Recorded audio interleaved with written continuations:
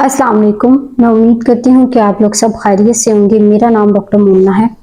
आज की इस वीडियो में हम बात करेंगे कि जो लेज़र हेयर रिमूवल होता है वो प्रेगनेंसी के दौरान सेफ होता है कि नहीं। रिसेंटली एक पेशेंट थी, वो अपने हेयर रिमूवल का जो लेज़र ट्रीटमेंट होता है वो करवा रही थी। तो उन्होंने मुझसे ये क्वेश्चन किया था कि ड्यूरिंग प्रेगनेंसी क्या ये ट्रीटमेंट उनके लिए सेफ है या नहीं। ये वीडियो मैं आप लोगों की अवेयरनेस के लिए बना रही हूँ ताकि आप ये जान सकें कि लेजर ट्रीटमेंट ड्यूरिंग प्रेगनेंसी आपके लिए सेफ है या नहीं, या फिर इस ट्रीटमेंट की वजह से आपके ऊपर या आपकी बेबी की हेल्थ पे क्या इफेक्ट हो सकता है। सबसे पहले मैं आपको ये चीज गाइड कर दूं कि लेजर क्या है। लेजर कंसंट्रेटेड लाइट के जरिए किसी भी एरिया को बर्न करने के लिए यूज किया जाता है। लेजर ट्रीटमेंट में जो कंसंट्रेटेड स्पेसिफिक एरिया में लाइट यूज की जाती है वो आपके हेयर फॉलिकल्स को बर्न करती है, या फिर आप किसी वॉट के ट्रीटमेंट के लिए इस्तेमाल कर रहे हैं या कोई भी रीजन के लिए आप उसको यूज कर रहे हैं तो उस स्पेसिफिक एरिया को बर्न करती है बाय कंसंट्रेटेड लाइट। लेजर की बहुत सी इकसाम होती है जो कि आपको आपके डर्माटोलॉजिस्ट ज्यादा बेहतर बता सकते हैं। यहाँ पे मैं आपको ये बात बताना चाह रही हूँ कि लेजर ट्रीटमेंट ड्यूरिंग प्रेगनेंसी आपके लिए सेफ है अगर वो थेराप्यूटिक पर्पस के लिए यूज किया जा रहा है। यानी अगर ये आपके वॉट्स के रिमूवल के लिए यूज किया जा रहा है या फिर कोई स्पेसिफिक एरिया में कोई ग्रोथ है उसको रिमूव करने के लिए यूज किया जा रहा है तो ये उसके लिए सेफ है। लेकिन जहाँ पे हेयर रिमूवल की बात आ जाती है उस जगह पे इस चीज का जो सिनेरियो है वो जरा डिफरेंट है।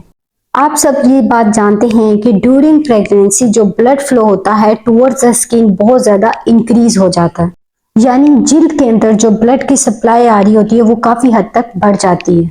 इसी तरह जो हेयर ग्रोथ होता है वो भी काफी हद तक बढ़ जाता है ड्यूरिंग प्रेगनेंसी। आप सब लोग ये जानते हैं कि ड्यूरिंग प्रेगनेंसी यानी हमल के दौरान आपके जो बाल हैं वो काफी लंबे और घने हो जाते हैं जो कि डिलीवरी के 6 माह के बाद झड़ना शुरू हो जाते हैं, जिसको लेके अक्सर फीमेल बहुत ज्यादा परेशान हो जाती है।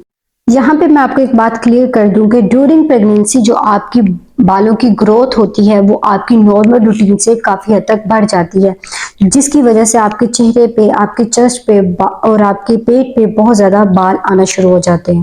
और जब बेबी की डिलीवरी हो जाती है उससे 6 या 4 महीनों के बाद जो बाल होते हैं वो वापस अपनी नॉर्मल रूटीन पे आ जाते हैं और एक्स्ट्रा जो हेयर ग्रोथ हुई होती है ड्यूरिंग प्रेगनेंसी वो झड़ना शुरू हो जाते हैं।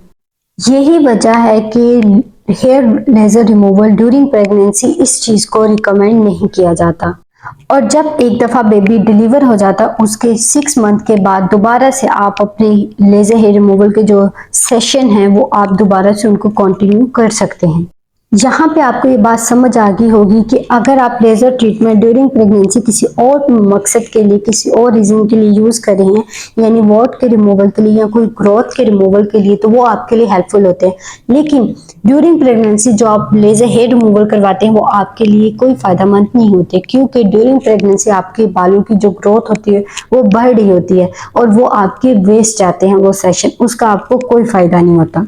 मैं उम्मीद करती हूँ कि ये सेशन उन फीमेल्स के लिए जो during pregnancy hair laser removal करवा रही हैं उनके लिए बहुत ज़्यादा हेल्पफुल रहा होगा। उनको इनसे इस चीज़ का जवाब मिल गया होगा कि ड्यूरिंग प्रेगनेंसी अगर वो अपने बाल रिमूव करवाती हैं, लेजर करवाती हैं, तो इससे उनको कोई बेनिफिट नहीं होता, वो उनके लिए कोई फायदेमंद नहीं होती।